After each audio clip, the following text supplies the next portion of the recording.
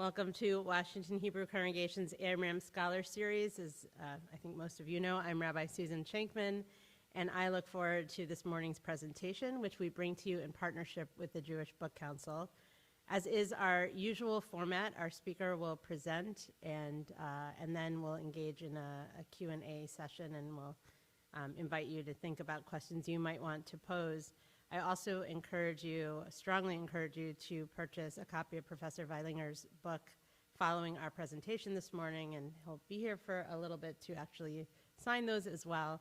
I know I'm really looking forward to this morning, not just because I read the book, but as a history major, or former history major myself, just the recognition of what we learn from history that informs our approach and our meeting of our modernity and contemporary issues.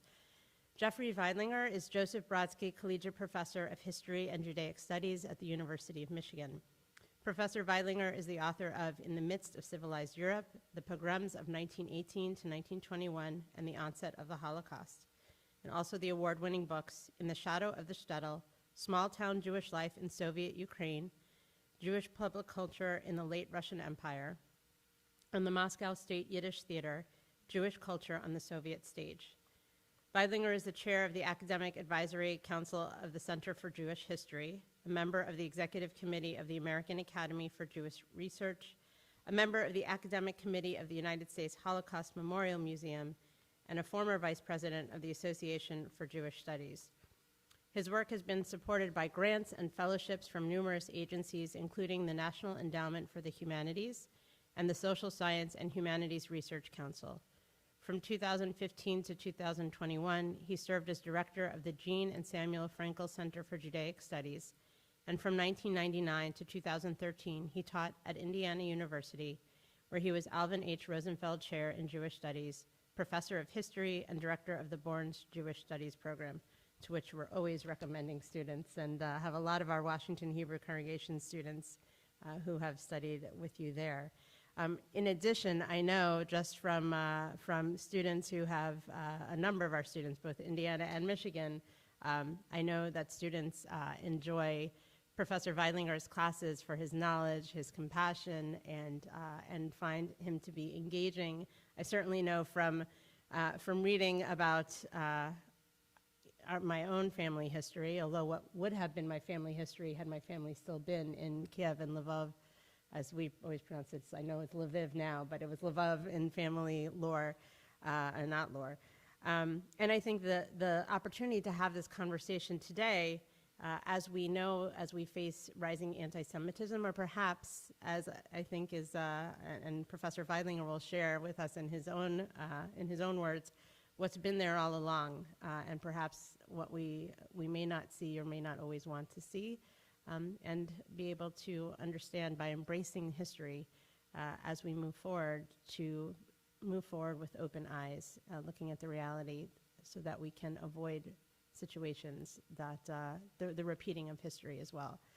So I'm delighted to have Professor Veidlinger here today. I'm delighted that you are physically here with us. I know others will be watching later as well. And we look forward to an engaging presentation, certainly, and then also to having you all add to that following our presentation. So Professor Veidlinger, thank you. And by the way, this is another Shehachianu moment, as we said a couple weeks ago when we had our first in-person. This is Professor Veidlinger's first in-person presentation, so we thank him for being here.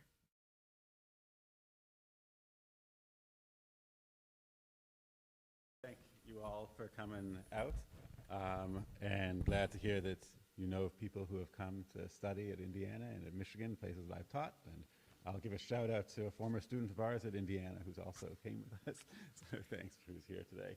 But yes, this is my, I just lost it, there we go. This is my first in-person lecture that I've given in quite some time, so hopefully I still remember how to do it, and I still remember how to speak to public audiences. Been doing a bunch of Zoom lectures since the book came out a couple weeks ago, but this is the first one that I've done in a while in person. So since we're a relatively small crowd, I'll kind of talk informally. I've got little notes here that I won't completely read from. And feel free to, interrupt at any time. Just raise your hand, and I can take questions midway. And I'll also, talk about for 40 minutes or so, and then can take questions at the end as well. But if you want to interrupt, feel free to do so, and we can address anything that comes up. So what I'm going to talk about is the book that I have that recently came out, In the Midst of Civilized Europe, the Pogroms of 1918 to 1921, and the Onset of the Holocaust. And I thought I'd begin by telling you a little bit about how I got into this and a little bit about the history of the project. So I grew up as the son of a Holocaust survivor. My father, who you see pictured here outside his Budapest apartment, which, I love this picture. It looks like a beautiful family picture of a happy family. There's my father, his two parents, and one of the neighbors in Budapest. And, maybe takes a minute to realize that they're all wearing yellow stars. That kind of puts a different image to the photograph than it looks at first sight. My father used to always talk about how absolutely unimaginable the Holocaust was. He grew up very middle class, even upper middle class in Budapest, vacationing in Lake Balaton and taking fencing lessons and going also vacations in the Swiss Alps, went to Hebrew school, generally normal upper middle class life until even well into the war. It wasn't until the Nazi invasion of Hungary in March 1944 that his life was completely upended. And in fact, we get the same sort of narrative from the two most famous memoirs of the Holocaust, diaries of the Holocaust, both Anne Frank and Elie Wiesel. Were living pretty normal middle-class lives until actually quite late in the war. Anne Frank didn't go into hiding until July 1942 and was deported to the Westerbork camp in August 1944, dying in Bergen-Belsen sometime in early 1945. And Elie Wiesel also talks about how he lived a rich Jewish life in Szeged, in Romania, Hungary. What is now Romania was then Hungary. Even through 1941, when the mass killings started, he only heard rumors of them. And it wasn't until May 1944 that the Nazis came into Hungary and interrupted his peaceful life, deporting him and the rest of the Jewish community of Szeged to Auschwitz. So this is an image of the Holocaust that we generally get. And there's, Holocaust museums. The one here does this a little bit, and I'm do a lot of work with them, but there's a Holocaust Memorial Center very near where I live in Farmington Hills, Michigan. And it's a great Holocaust museum. But you walk in and there's a big, huge room, maybe the size of this room, and it's full of pictures of Jewish life before the war, showing middle-class Jews having Sabbath dinners, maybe showing political events, showing posters and newspapers, just basically the vibrancy of Jewish life in the interwar period. And then you go out of this big room that has all of these little displays, and there's a very narrow hallway at the bottom of which is a massive portrait of Adolf Hitler. And it gives the impression that things changed on a dime, that suddenly everybody was living a normal middle-class life, and then suddenly they turned a corner and Adolf Hitler lurked there. And that is actually one of the stories of the Holocaust. That's not entirely untrue. That is, in many ways, the way it seemed to middle-class families from Germany, and even some middle-class families from Poland and from Hungary and from Romania. And that's why that's the image that we get. But when you start to look at what was going on east of Poland, mostly in Ukraine as well as in Belarus, you get a very different image of what the interwar period was like. And this is the image of pogroms between November 1918 and March 1921. During the civil war that followed the Russian Revolution and the First World War, there was a series of pogroms in which about 100,000 Jews were killed in this territory. And they were killed in much of the same way that the first killings of the Holocaust took place, the first mass killings of the Holocaust, which took place in July 1941. So if you know a little bit about the history of the Holocaust, you may know that in July 1941, June 22nd, 1941 actually, the Nazis invaded the Soviet Union. And this is the first time that they started rounding up Jewish communities in the center of town and killing them. And they killed people close to their homes in usually on the outskirts of town. They marched people, they assembled all the Jews in the center of town, marched them to the outskirts of town, and shot them down. And in fact, this is what militaries did between 1918 and 1921 as well during the Russian Civil War. So my point is that many of these mass killings really began during this period in the Civil War. And here I have a map. I don't know how well you can see this map right now, but if you buy the book, you'll see it a lot better in the book. But shows the various massacres that took place according to the size of the massacre between 1918 and 1921. And there were about 500 different locales in which massacres took place, and about 2,000 separate pogroms that took place in this period between 1918 and 1921.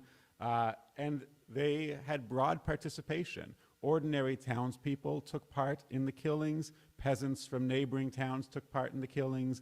Militaries, the Russian military, the old Tsarist military took part in them. The White Army, which was a military trying to revive the Tsarist Empire. The Bolshevik Army, the Red Army at the beginning did. The Polish Army, there was a Ukrainian independent army. There were also all of these little warlords that were fighting together, and all of them took part in these pogroms, and they disagreed on many different things, but one thing that they did agree on was massacring Jews. And this is only 20 years before the first mass killings of the Holocaust, and the first mass killings of the Holocaust began in these very same towns in which the pogroms took place. So I became aware of this mostly in between 2002 and 2012, when I was part of an expedition that went to Ukraine to interview elderly Yiddish speakers about their lives. And we were looking for people who were born even before the Russian Revolution, so were born in the 1910s, very elderly people, and interviewed them in Yiddish about their entire life story. And we saw that many of them talked about the pogroms of 1918 to 1921 in much of the same terms that they talked about the Holocaust. And they saw it as a continuity. And I was struck by how they even used the term for a massacre during the Holocaust they called a pogrom. So they would say the Nazis came in and they created a pogrom. And they talked about the violence of the Holocaust as not only being perpetrated by the Nazis, but also being perpetrated by their neighbors, by the Ukrainian neighbors who lived with them, by villagers from outside the town, just like the pogroms of 1918 to 1921. And this made me recognize that actually these are similar phenomena. You know, when we think of the Holocaust, we think of Auschwitz, which has become the synecdoche, has come to symbolize the entire Holocaust. But Auschwitz was a long way off from what was going on in July 1941, from the violence that was going on in July 1941. So I want to take a second and show a couple clips of interviews that I conducted of these people recalling the pogroms. So these are video clips. They're subtitled, and I have to get out of this for a second to get them, so bear with me for a minute. Whoops, don't want that. Here we go. So the first one, and there's subtitles. I hope you'll be able to read the subtitles, but I'll just tell you what they say in essence. This is a fellow, his name's Nisan Yurkovetsky, and he was born in, I think it was 1917, or maybe not, no, I guess he was born in 1918. And he talks to us about the war, about the Second World War, and then he starts to tell us about the war, about the pogroms of the Civil War. And he rolls up his sleeve, you'll see, and he shows us a scar on his arm. And that scar is a scar from the bullet that killed his mother while she was holding him as a child. He was just an 8-month-old child or whatever, less than a year old, was being held by his mother when during the pogroms, a local gang, the Lyachovich gang, he calls them, gathered the Jews together and massacred him and his family and left them for dead in a mass grave. And he'll explain that a Polish priest then found him and found that this child was still alive in the mass grave and nursed him back to health, and then eventually found some relatives that they set him with. So it's a story that really resembles a Holocaust story, but in fact is a story of the pogroms. So can you all see this? Can you read the subtitles from here? And it's in Yiddish, so you can hear, yeah. What, sorry? The date of the clip? We did this interview in, I guess, 2003, if I have that right. Somewhere, it may have been 2004. I can't remember exactly which expedition. We actually interviewed this fellow on numerous occasions, so I can't remember which year, but somewhere around there. All right.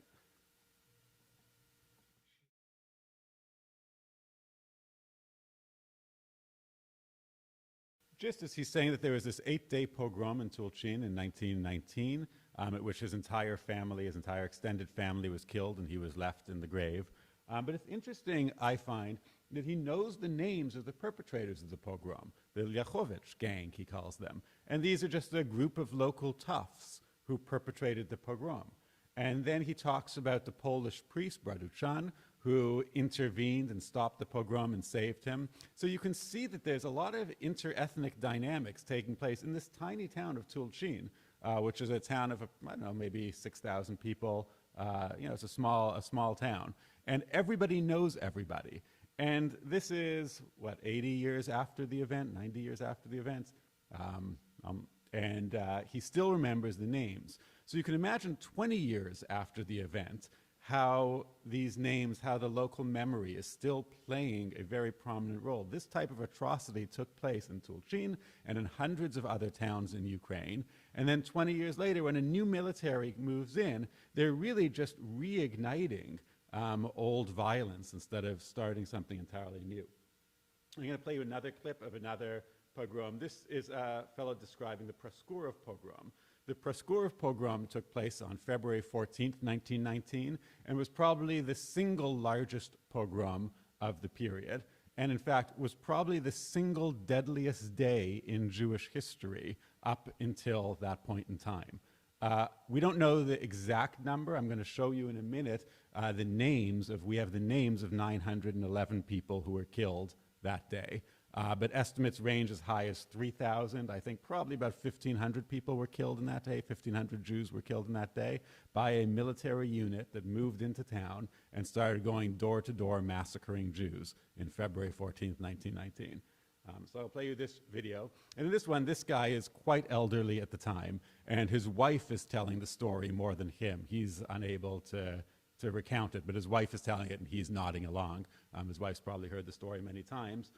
But it's about how they went door to door, how the military went door to door rounding up all of the Jews.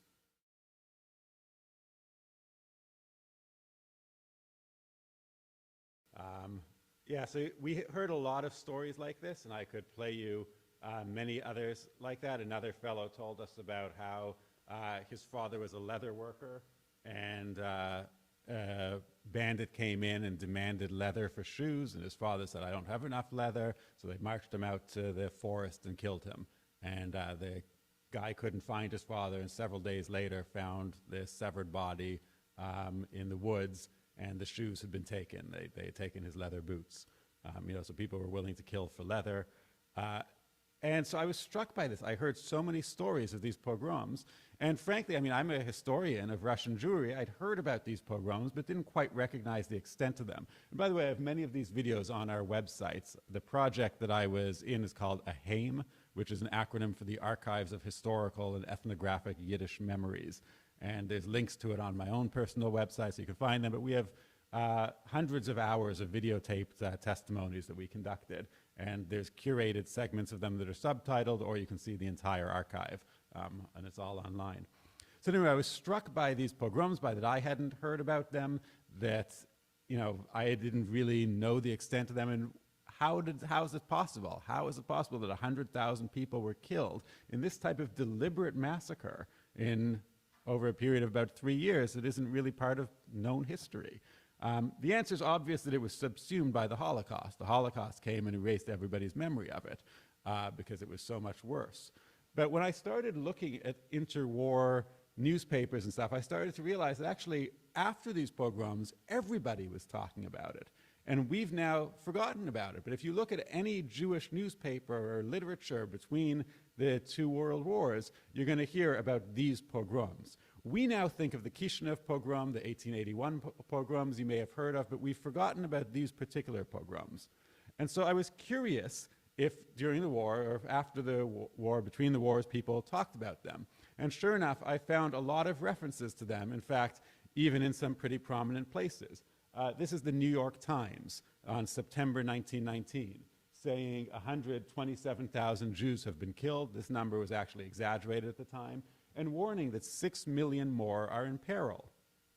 And actually, that article ends with this statement, that this fact that the population of 6 million souls in Ukraine and in Poland have received notice through action and by word that they are going to be completely exterminated, this fact stands before the whole world as the paramount issue of the present day. In other words, here we have the New York Times saying 6 million Jews in Ukraine and Poland are going to be completely exterminated unless we do something drastic immediately. And it's not just the New York Times. In fact, everybody was talking about the coming slaughter of the Jews of Europe. This is an ad for a special issue of the Literary Digest on will a slaughter of Jews be the next European horror. Here's a quote from the Russian Red Cross investigation of the pogroms. The task that the pogrom movement set itself was to rid Ukraine of all Jews and to carry it out in many cases by the wholesale physical extermination of the race. Emma Goldman, who did an investigation of pogroms, spoke about the wholesale slaughter of the Jews in Ukraine and Poland. And Anatole France, who's the anti-Dreyfusard and French writer, wrote that the pogroms threatened the Jews with complete extinction, and this is where I get the title of my book from. In the very midst of civilized Europe, at the dawn of a new era, the existence of a whole population is threatened. Here's The Nation. Talks about the murder of a race. He has a whole article on the murder of a race. This is before the term genocide has been invented, but it's as though they're searching for the term genocide to describe what's going on and to describe what they think is going to be in the future. So why then were all of the Jews targeted in this way? And the main reason is because Jews were accused of being associated with Bolshevism. And what's interesting is that's also the main reason the Jews were targeted at the beginning of World War II. We read, when we talk about the origins of the Holocaust, we read a lot about racism and a lot about the German racial laws. But in fact, in the East, where the first mass killings began, that wasn't really the salient point at which for the salient reason why people were being killed. It was more because they were associated with Bolshevism. And this you can see, a German propaganda poster from the time that alludes to Jews and Bolshevism. This is Jewish Bolshevism. And they show some of the crimes that the Bolsheviks had committed during the interwar period. So I was amazed that this is going on. I'm amazed that everybody is talking about the pogroms during the interwar period. Everybody is saying that the Jews of Ukraine and Poland are going to be exterminated. Why isn't anybody doing anything? And actually, I think the tragedy is that they really did do a lot. They tried to petition the world powers, who at the very time that these pogroms are going on, the great powers are all meeting in Paris for working out the treaties that will culminate with the Versailles Treaty.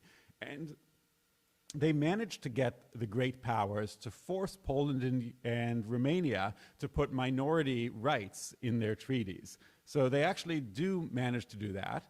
They also migrate by the millions. Jews flee the area. They flee it for Moscow and St. Petersburg, internally in Russia. And there, they try to establish a new government, or they work to help others try to establish a new government. They also flee en masse to Germany and to other places in Europe. And they flee en masse to Palestine to try to establish a Jewish state in Palestine, all of which is in many ways a response to the pogroms, to what's going on in Ukraine at the time. And it's ironic that the Ukrainian government that was trying to establish itself during these pogroms was actually a very pro-Jewish government. And Jews around the world were applauding the Ukrainian government. The government itself tried to institute a government that would be a government for all nations, for all peoples living within Ukraine, for Jews, for Ukrainians, for Poles, for Russians. And here you can see currency that they printed that actually has Yiddish in it. Yiddish was made one of the official languages of Ukraine. The Ukrainian government had a minister of Jewish affairs that was selected by the Jewish community. They wanted to arrange for state-funded Yiddish language schools. They wanted to arrange for state-funded Yiddish courts so that if you were going to court, you could go to court in Yiddish and would be given an interpreter. It was really an ecumenical government, but the problem was that the soldiers who were actually carrying out the orders of the government weren't agreeing with everything that the government was doing.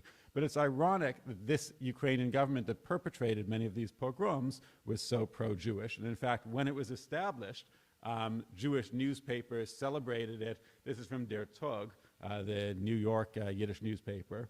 For the first time in all Jewish history, the Jewish people will be recognized by a government as an equal part of the general population, not only in a civil and political sense, but in a national sense. So you can see that the world Jewish community was celebrating the Ukrainian government, even as the Ukrainian government was perpetrating these pogroms.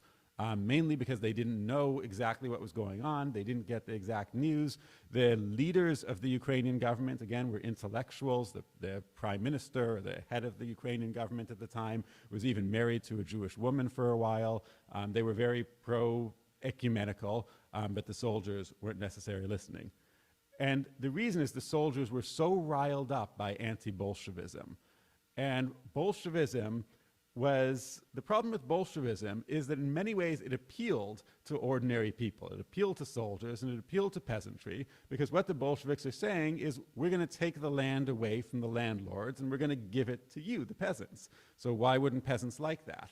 How do you get peasants to not like that? Right? If you're one of the old elites, how do you get the peasants to turn against Bolshevism? The way you do it is you say, you know, this Bolshevism stuff, it's not really about giving you land and giving you money and giving you control of the factories. It's really about the Jews taking control.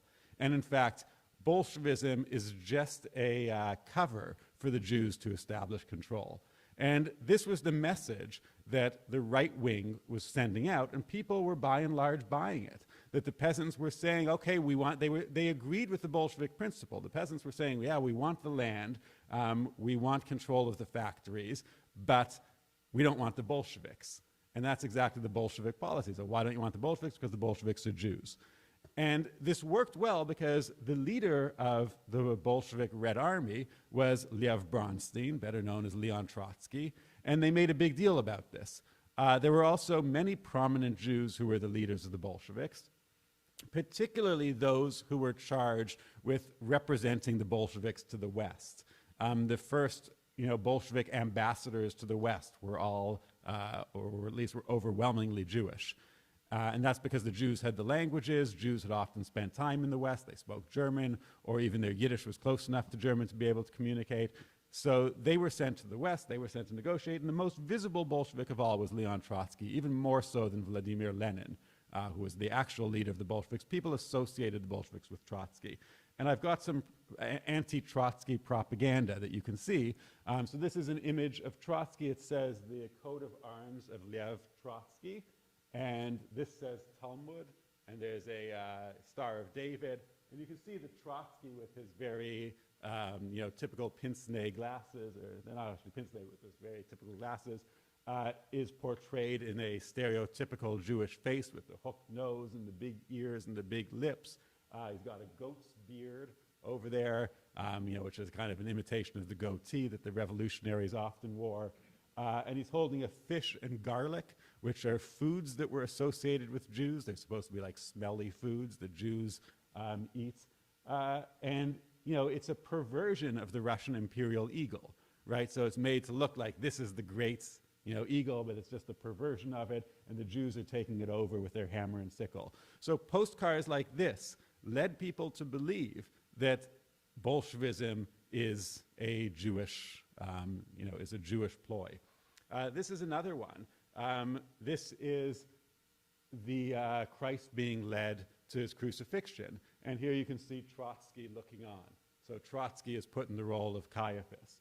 And all of the workers, these are all people dressed in very typical Bolshevik military clothing, all leading Christ, forcing Christ to Golgotha. So images like this also try to merge Bolshevism with anti-religion. And they claimed that the Bolsheviks are going to come in, you think they're going to give you the fields, but really what they're going to do is they're going to take away the churches and they're going to turn them into communes. Or sometimes they would say they're going to take the churches and they're going to turn them into synagogues. These were the accusations that fueled the pogroms. And when people went and perpetrated pogroms, they did so on those grounds. And in fact, the Bolsheviks and the Red Army started to realize this, that they were being associated with the Jews, and they took it to their advantage and used it as a recruiting tool to recruit Jews. And in fact, Trotsky, I said that Bolsheviks were involved in pogroms, and they were at the very beginning because they associated the Jews with the bourgeoisie. And it's interesting that the bourgeoisie, so the Bolsheviks associated the Jews with the bourgeoisie and killed them for that reason. In the early days of the revolution, they would come in and they would say, you know, go get the Jewish bourgeoisie, and their soldiers would go kill them. But the middle class, the old middle class and Russian elites, killed the Jews because they were Bolsheviks. By the same token, the Poles killed the Jews because they thought the Jews were allying with the Ukrainians, and the Ukrainians killed them because they thought they were allying with the Poles. And the Russians killed them because they thought they were spies for the Germans, and the Germans killed them because they thought they were spies for the Russians. So every military killed them. And in fact, Jews could be found on all sides of the conflict. There was not a standard Jewish opinion. There were Jews who were Bolsheviks. There were also Jews who were big capitalists and who owned many of the factories. The Jewish community then was very diverse in that way, diverse socioeconomically, just like the Jewish community today is diverse socioeconomically. But it meant that whichever side you're on, there was a Jew to blame. And there was a way to ascribe all of the suffering that you're undergoing to the Jews in some way or other. So the Red Army started defending Jews from pogroms, as a result of which Jews started joining the Red Army en masse and started to see the Red Army as their liberators. At the very beginning of these massive pogroms, Jews started to establish self-defense brigades, and so they would get weapons together and try to defend the city. But they quickly saw that that only led to more killing, because nothing frightened peasants more than a group of Jews armed with guns marching through the streets. And that would actually lead to even more violence. So they realized that they can't defend through self-defense brigades, but what they can do is they can join the Red Army, and the Red Army will defend them. So Jews started to join the Red Army en masse, thereby fueling, in turn, that perception that all Jews are in league with the Red Army and are in league with the Bolsheviks. And then once the Bolsheviks took control, they prosecuted pogrom perpetrators. And they went out to the countryside and they found people who had perpetrated these pogroms, and they prosecuted them and often killed them. As a result of which, the peasants also got this impression that the Jews are now going after our people. And you see this quote from the historian Leonard Shapiro, who was actually around at the time, says, you know, anyone who had the misfortune to fall into the hands of the Cheka, of the Soviet secret police, stood a very good chance of finding himself confronted with and possibly shot by a Jewish investigator. Because Jews overwhelmingly joined these tribunals that were trying peasants of pogrom perpetrators, of being pogrom perpetrators, and often killed them. And, you know, the pogroms were, again, perpetrated just by ordinary peasants and often young people. I'm going to skip ahead a little bit, but here's an image of a store that's been ransacked after a pogrom, and here's a list of the dead from the town of Preskurov that I mentioned. You can see it goes up to 911. And these are 911 names we have of people killed on February 14th, 1919 in Preskurov. And this is probably about a third of the total number of people who were killed in that one pogrom during that one day.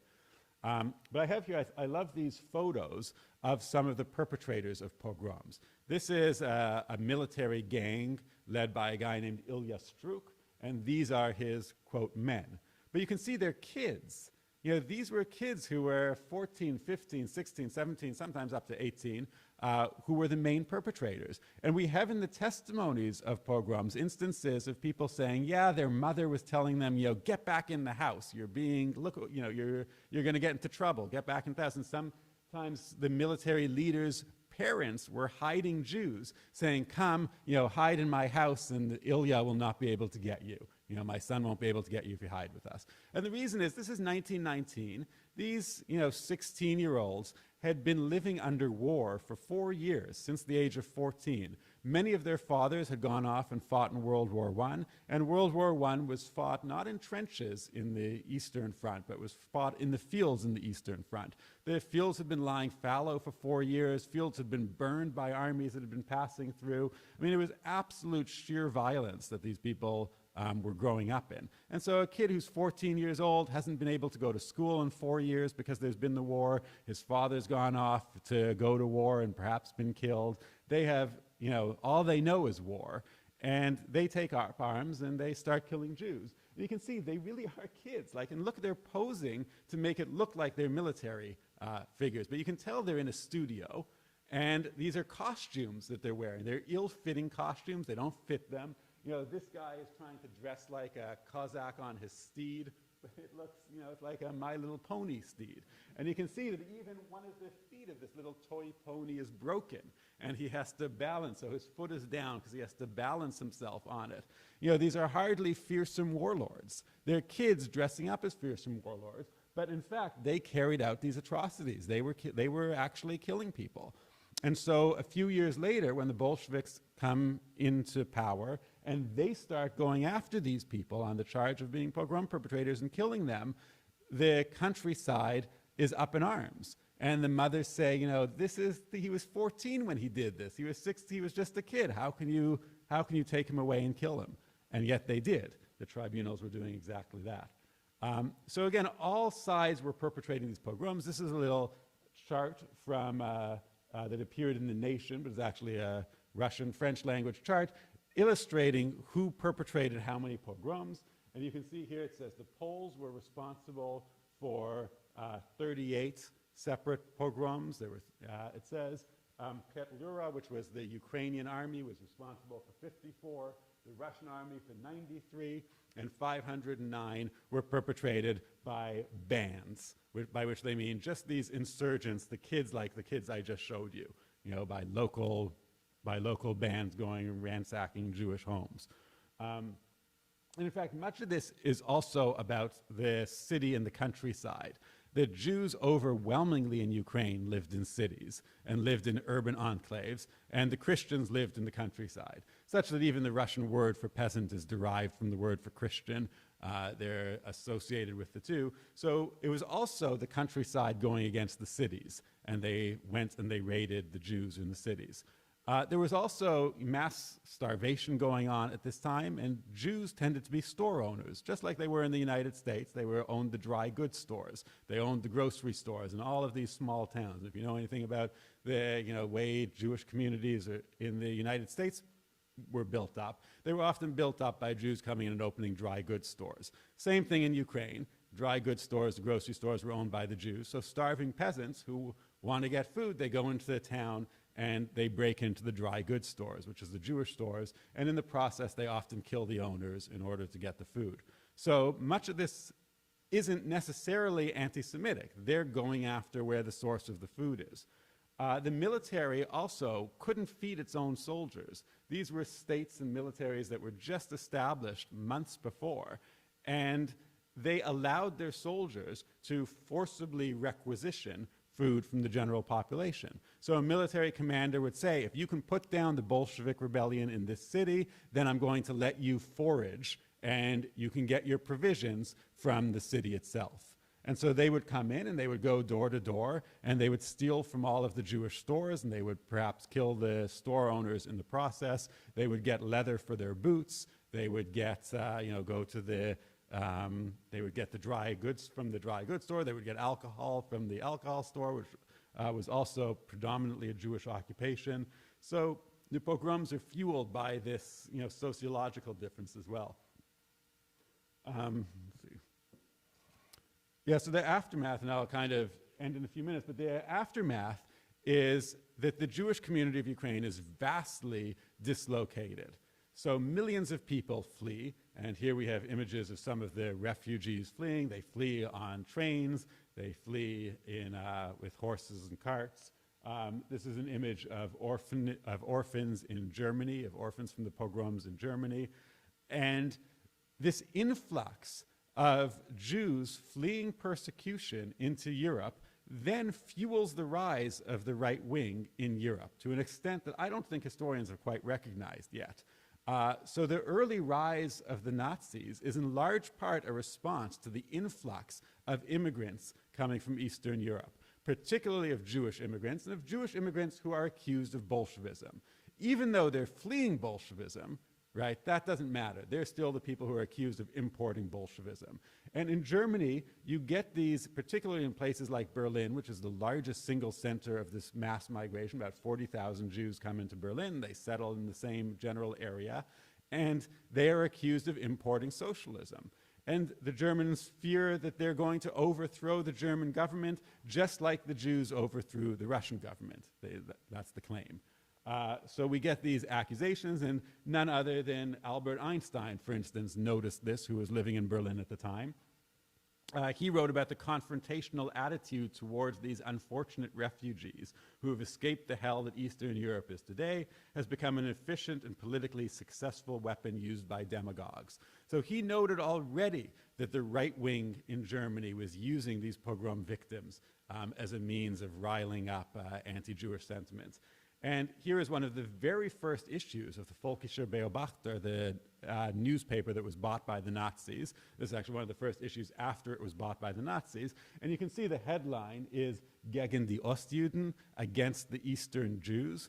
And it's one of the main ways by which the Nazis were riling up the local population, was by saying these Eastern Jews are coming in and they're going to destroy Germany.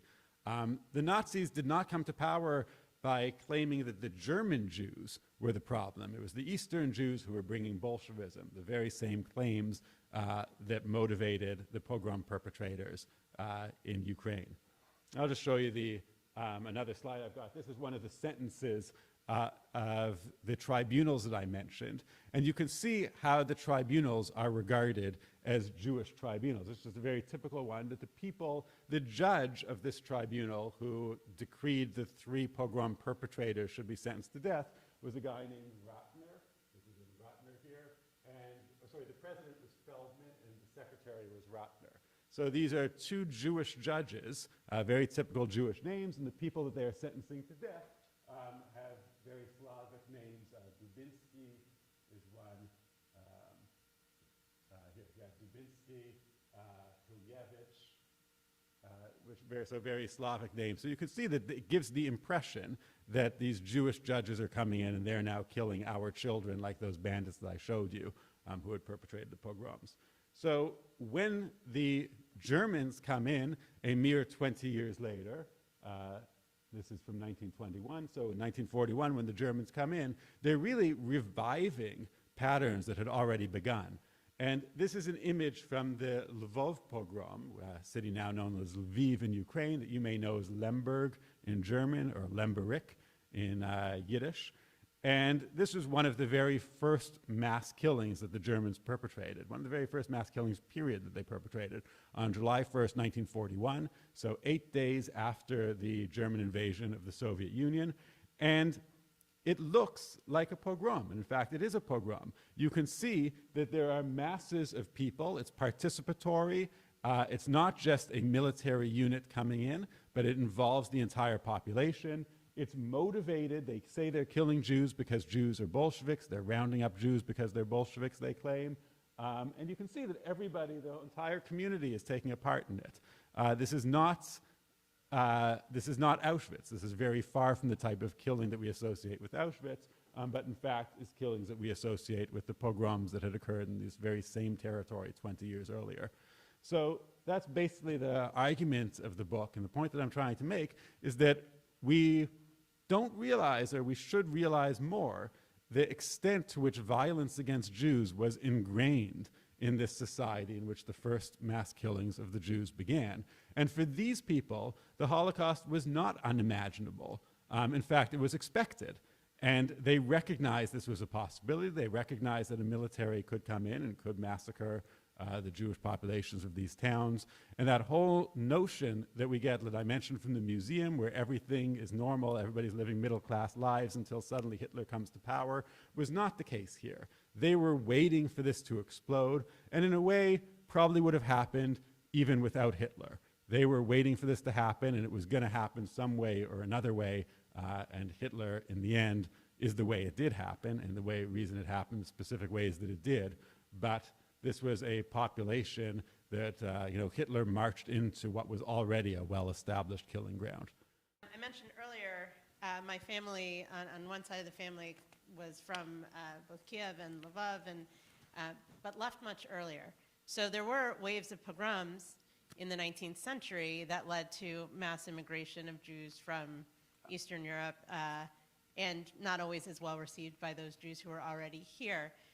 But certainly there were differences in that 40-year period or so in terms of how the world was responding. Could you speak to what was different about the pogroms of 1918 to 1921 as opposed to that earlier? Why didn't people, I mean, I know some of the answers, but why didn't people leave and come to the United States, or they fled west, but not everyone did? Yeah, so the 1881 pogroms, which are generally regarded as a major turning point in Jewish history, they're regarded as the start of the Zionist movement, they're regarded as the start of mass migration to the United States, and they're often regarded as the start of Jewish involvement in socialism. And that had a death toll of about 20 people were killed in those 1881, 1882 pogroms. They were perpetrated, really they were robberies, they were people breaking into taverns that tended to be Jewish-owned and getting liquor, more than targeting Jews themselves. And when you look at the reason people migrated, and actually the project that I'm doing right now is exactly that, they say they were migrating for economic reasons, not for persecution. They certainly were being persecuted. There were a bunch of laws that restricted Jewish activities in Russia. But when asked, they said they were migrating for economic opportunities. The 1903 Kishinev pogrom is also very well known and also had a huge impact in the United States. And 49 people were killed in the Kishinev pogrom. So also a terrible instance of violence, but it's not the 1,500 that were killed in individual pogroms that I'm talking about, let alone the 100,000. So there's a vast escalation each time. There's also a vast escalation between these and the Holocaust. I don't want to downplay that. So each wave of violence, it gets significantly worse. But these are different also in just the sheer number of people involved and the involvement of military units. Military units were not involved in the 1881 pogroms or the 1903 to 1906 pogroms. Those were really what we would call race riots. They were solely race riots. Whereas in these ones, there's actually military units who are going door to door rounding up Jews. So it's an escalation in that way as well. And then it leads to a far greater displacement of people.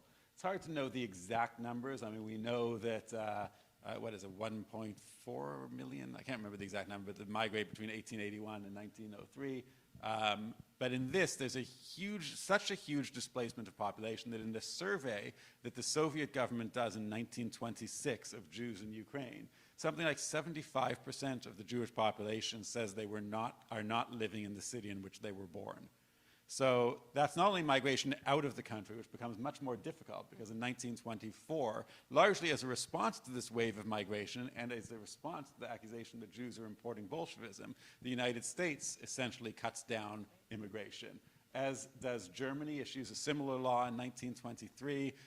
In Israel, in Palestine rather, the white papers start restricting Jewish migration. Poland also issues laws restricting the migration of Jews into Poland. So all of these places to which Jews were fleeing stop allowing Jews to come into them around 1923 because there are so many who are trying to flee, as a result of which most of them just flee internally. So they leave these small towns, they leave the Shtetl and they move into big cities. So again, 75% of the population of Ukraine not living in the same city in which they were born in. And these are people who had generally before that lived in the same place for generations and generations. So that, I think, gives you an idea of the enormous displacement that these brought about. And my one other question, and then I know we have some from our audience. What was so chilling was that small piece in the New York Times about the 6 million being in, and I read that in the book as well, and I was going to ask, where did they? It's chilling that that's the number that was expressed there, because that is the number that we, use as the number who were exterminated during World War II, during the Holocaust. So how, 20 years before, or 25 years before the end of the war, they're using that number and almost predicting eerily what the result is going to be. Yeah. Well, it's interesting, the history of the number 6 million. Actually, I want to write something about this at some point. But the number 6 million was widely used to refer to the Jews of Russia and Poland before the Holocaust. And really the population of Poland, or the Jewish population of the Russian Empire, according to the 1897 census, was 5.2 million. But they also included Jews of Romania in that 6 million. And so there's a book called The Tragedy of the 6 Million, written in 1905, that is about the oppression of Jews in Russia and Romania. There's many instances I could find of people talking about we need to save the 6 million. Talking in 1910s, 1920s. It was just widely used as the number referring to the Jews in Russia and Poland. And in fact, it's hard to count numbers of people killed. It turns out that the total victims of the Holocaust were probably somewhere between 5.2 and 7 million. So the 6 million number works. But they came up with that number of 6 million very quickly after the end of the war. It's not really a precise figure, but it refers to the 6 million that there were 6 million Jews in Russia and Poland. Not all of them were killed, but about 4 million were killed, but another 2 million from Western Europe were also killed, bringing it to about 6 million. So the number of 6 million is in fact the approximate number of Jews killed in the Holocaust, but it's also the approximate number of Jews that were living in what was called Eastern Europe, Russia, Poland, Romania, before the war. So that's why the number stuck, so it was already in wide use. And there may be a book in the works at some point. Maybe more an article. Or an article. Yeah, not that much to Maybe say an about article. it, but there's but it is an interesting thing. Kelly. I have a question there because it's very interesting how you tie it to with the Holocaust. And it seems like basically when the learning of the Holocaust, and I've been involved with the museum for 30 years now, before they started. And in that, it's always more of a religious or what they like to call racial Yeah. situation. And do you think that there should be more teaching having to do with these programs, or how? Because normally, even the museums, one video about going back into the biblical time. Yeah. And it's always because the Jews are not, won't go the way they want them to go. And then even, it seems like then in that period you're talking about, it sounds more political. Yeah. And then, but in the museums, or I read, it's more or less the fact that they want power sometimes. Because like when I ask people of all the people, Jews in Germany, what percent do you think that is? Because the Jews do this and they want to take over, and they come up with these larger numbers. And when I say 0.8%, they're very surprised. How could it really be? So I've really never until now, and having read in Washington paper magazine, that from what you say, it sounds more political. So where did the political kind of fit in, and then sort of not be addressed, having to do, it was more or less if you Yeah. interracial, religious, and more involved with that kind of thinking Yeah. than having to do with actual politics. Right. Well, you mentioned a whole bunch of reasons that Jews are targeted during the Holocaust, and there's not one reason. All of them are significant. I do think that we have pretty vastly understated the role of politics in it, and the association between Jews and Bolshevism, particularly in the early rise of the Nazi Party and in the first mass killings that took place in Eastern Europe. And you see it in that, in the Jedwabne massacre, which has been written about a lot lately, the Jews were forced to carry a statue of Lenin through town before they were killed. There's things like the poster that I showed you. There's those early articles in Volkische Beobachter that Jews were targeted at the beginning because they were associated with Bolshevism. And yeah, I don't think we have fully appreciated that because anti-Semitism is so long-standing and there are so many other reasons that get thrown into there.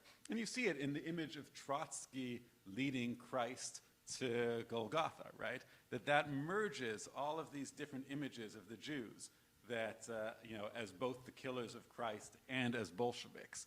So they get merged together. But yeah, I think we need to do more work and more understanding of the role that politics played in this. The pogroms that took place in Ukraine, were these spontaneous, or was there any organized control of it? Was there any leadership? The military that were perpetrating? They're largely spontaneous. Well, it depends. Some of them are spontaneous. A few of them have some leadership, but not from the top. The leadership may be a local military unit where the commander says, let's kill all the Jews.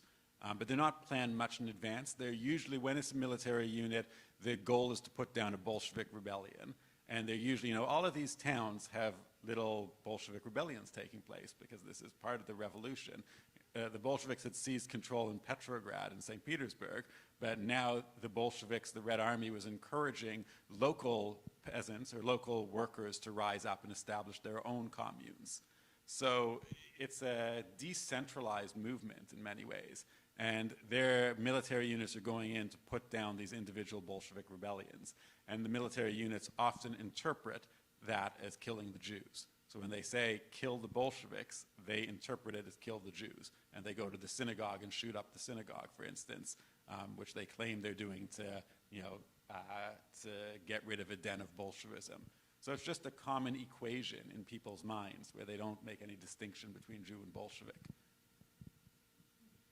Well, when you said that Hitler actually rose to power with an organization, maybe not organization, but with an atmosphere already, how did this coalesce from all these individual little programs that had no leadership into root?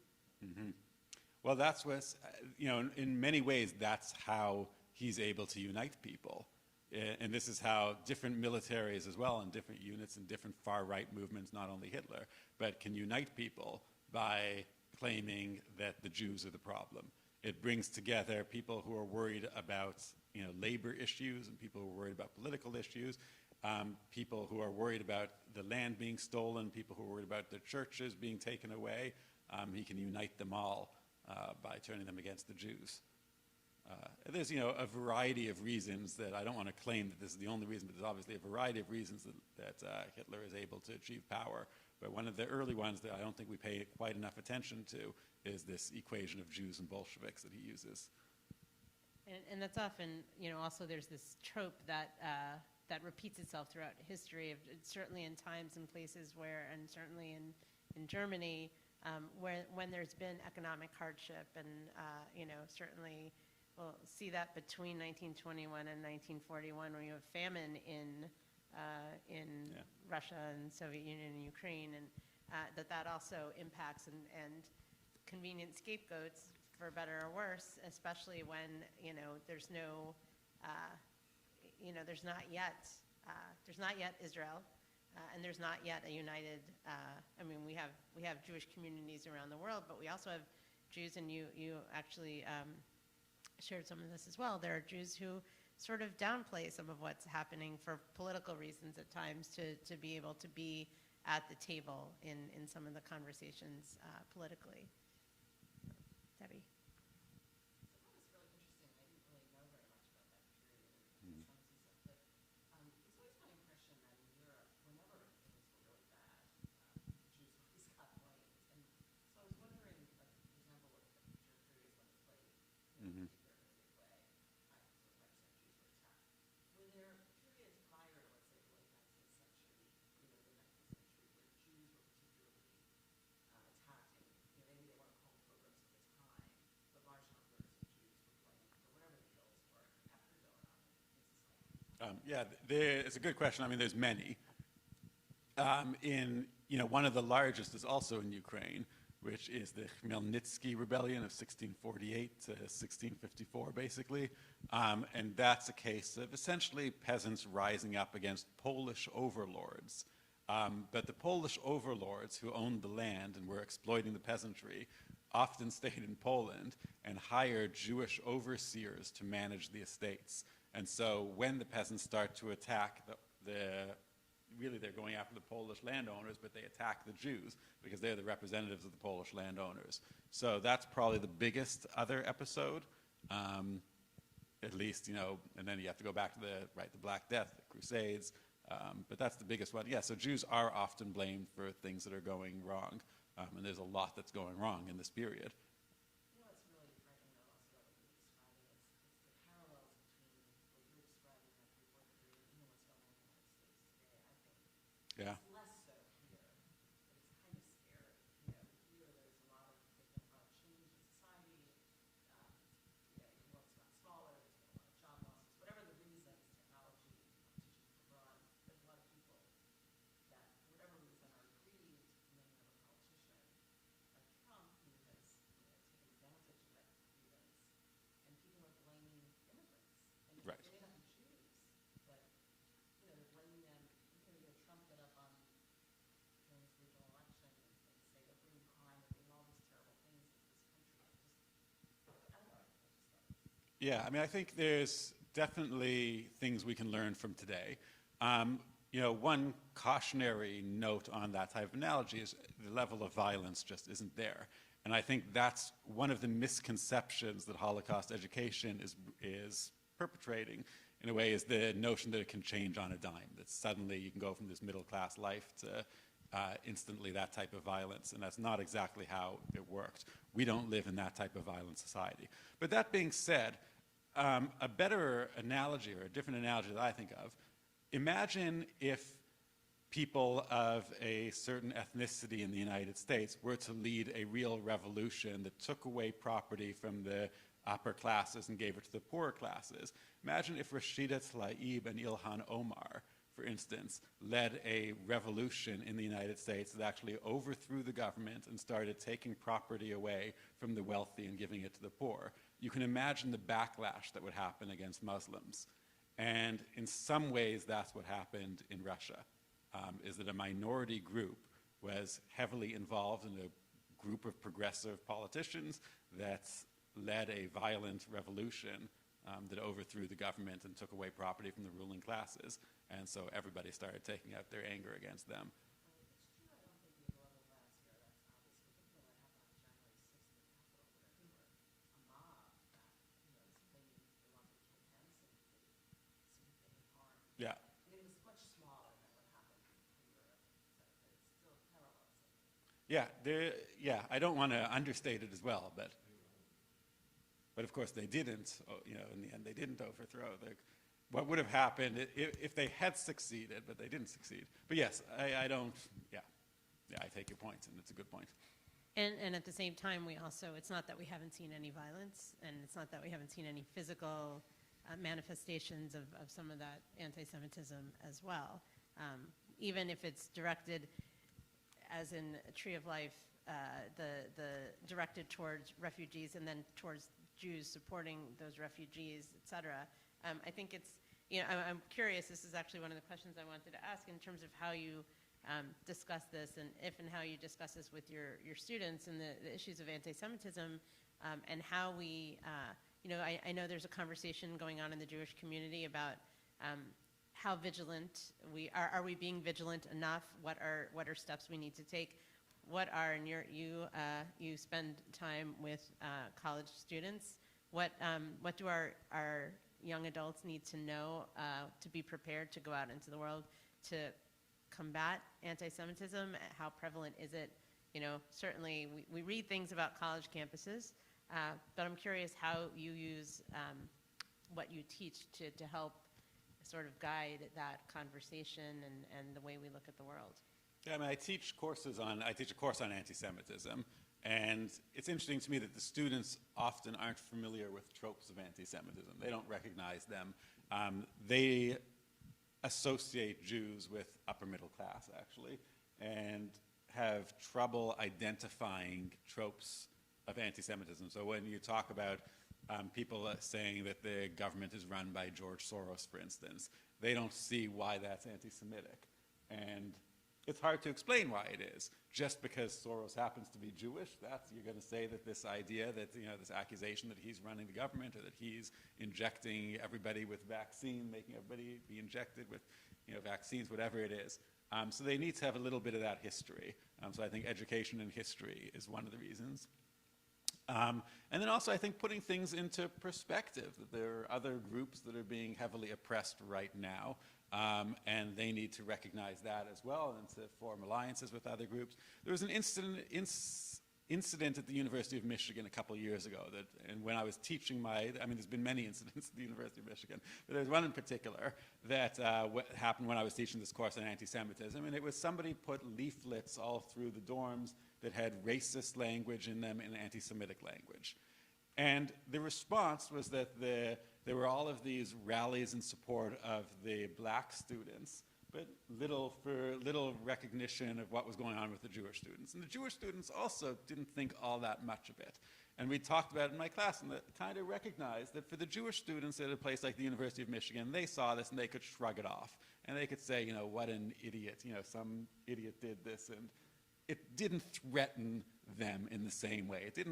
They're very comfortable at the University of Michigan. They didn't feel that their presence there is threatened. Whereas for the African American students, they felt threatened by it. They actually felt that their existence at the university is threatened by these pamphlets, by these leaflets in a way. And I just think that's an important distinction to make, an important lesson to make, that there's certainly dangers out there, but there's a lot of dangers going on right now, and a lot of other groups that are being targeted as well.